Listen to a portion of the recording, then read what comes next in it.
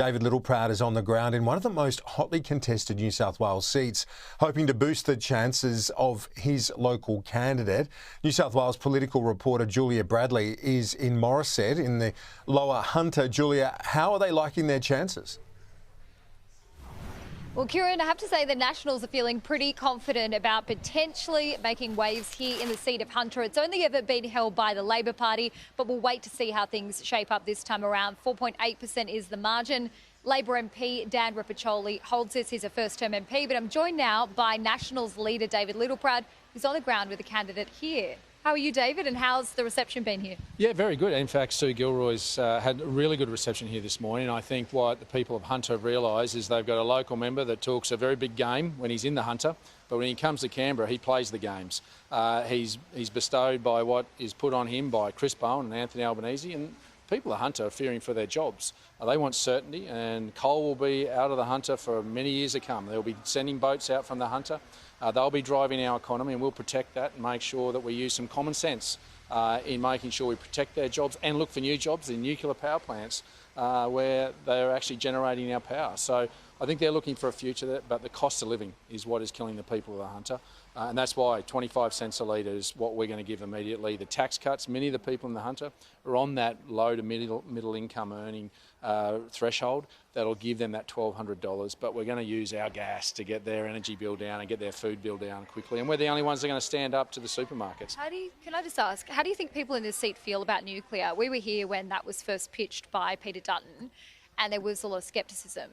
How do you think people feel now? Well, the people who are working in those coal-fired power stations know that nearly 80% of them will have a job in a nuclear power plant. And the reality is this is a future that underpins their economy, but it underpins our nation. And they are more energy literate than any other electorate in the country. All 7 of them are.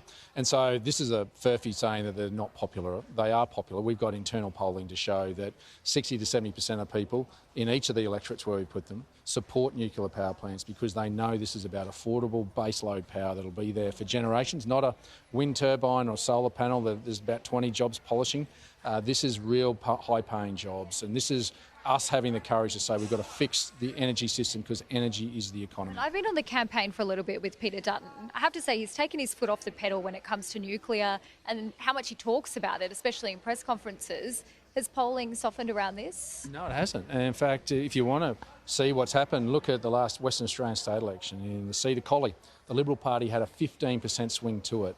Now, if they were upset about nuclear energy, you would have seen that translate in the polls. We're continuing to talk about this, but in the short term, we've also got to talk about gas, fixing Anthony Albanese's mistakes when he was last in government with Julia Gillard, selling all our gas to Japan and Korea and everywhere else. We're going to respect those contracts, but we're going to say that contracts that aren't set in stone, those that are on the spot cargo market, we're going to take 50 to 100 of those 300 petajoules and give back to Australians to drive down their energy bill, to drive down their food bill. This seat, why are you preferencing One Nation? Why this deal? Well, we have to do everything we can to get rid of Anthony Albanese. And if the biggest threat to the seat of Hunter is the Greens, why would Dan Rippercholi preference the Greens? They don't want to see a coal industry or a gas industry support the manufacturing in this part of the world. They want to see renewables, an all-renewables approach. So we're going to support parties that have principled positions that support regional Australia. And I had that conversation with Pauline Hanson 6 odd months ago. Our aim is to get rid of a bad government that will be even worse if it is Anthony Albanese, Adam Bandt and some Teals. The people of Hunter will be the ones that will hurt the most under an Albanese, Bandt, Teal government. The One Nation candidate, Stuart Bonds, he did pretty well back in 2019 when he ran, taking in a lot of the primary vote, but he's made some comments suggesting he doesn't believe in climate change. He's a sceptic when it comes to vaccines. Is that a mainstream view for this seat? Well, we're not going to align on everything, but we're going to make our decision predicated on who's best for regional Australia. That's what the Nationals will do, and that's what our decision's made on. Anthony Albanese and the Greens cannot be trusted with the economy of the Hunter. Their jobs are at risk if they re-elect Dan Rippercholi. A vote for Dan Rippercholi is a vote for Anthony Albanese and Adam Bandt. That's the choice. Now, I don't agree with everything One Nation says, but they are a better choice to be giving our preferences to than a Green Labor coalition government after this next election. Just last question. You've got a big fight on your hands in other seats, like Cowper. There's a Teal trying to win that seat. Could this preference deal hurt you in those ones?